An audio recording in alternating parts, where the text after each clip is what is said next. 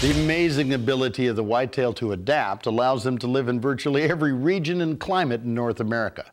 Some of the biggest deer are found in suburbs, others in woodlands, tree farms, swamps, plains, mountain ridges, alongside of cows in the pasture, you name it.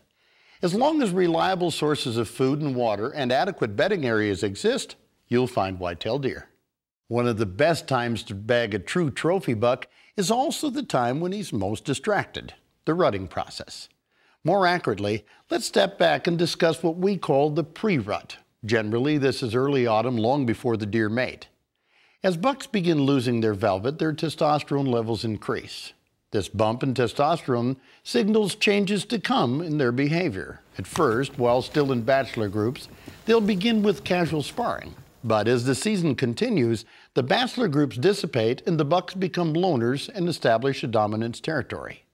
Bucks start the process by signposting, leaving their calling cards by making scrapes on the ground and rubs on trees throughout their established territory.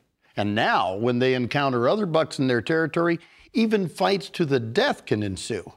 Scrapes are created when a buck paws the ground in a 2 to 4 foot wide area. While making the scrape, the buck leaves scent from his interdigital glands found on his feet. He might also urinate over his tarsal glands located on the inside of his hind legs. This powerful scent combination leaves vital information for does about the buck's social status in the herd as well as his physical condition. Bucks often lick and rub their preorbital or forehead gland on the tree branches found directly above their scrapes. This is referred to as a licking branch. Obviously, scent is a complicated, very powerful method of communication among whitetail. When a buck rubs, he strips the bark from trees and saplings with his antlers, once again leaving a powerful scent trace from his preorbital gland. By exposing the white, shiny wood under a tree's bark, the buck is also leaving a visual sign to one and all that, at least in his hormone-powered opinion, this turf is his.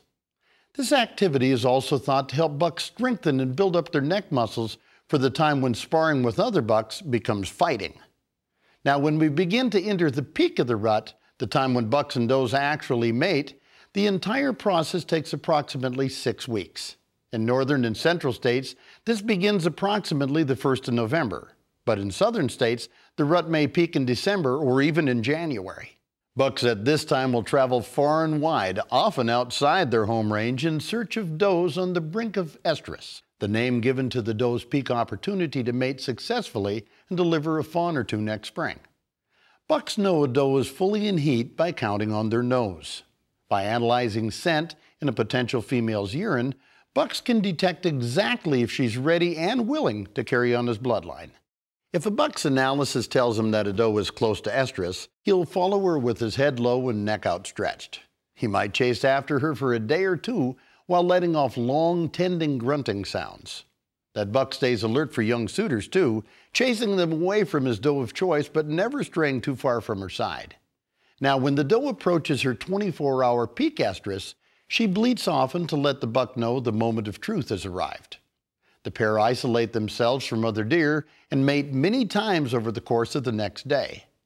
After the doe's scent no longer appeals to the buck, he simply moves on in search of a new mate. As autumn winds down and hormones levels decrease, deer return to their normal and relatively docile routine. The rut leaves bucks tired and depleted of fat reserves. Between challenges from rival males and traveling so far and wide during the rut, a buck may lose up to 30% of its body weight. Does generally fare better after the rut. However, they need to rebuild their reserves as they head into winter to compensate for the fawn or two developing in their bellies.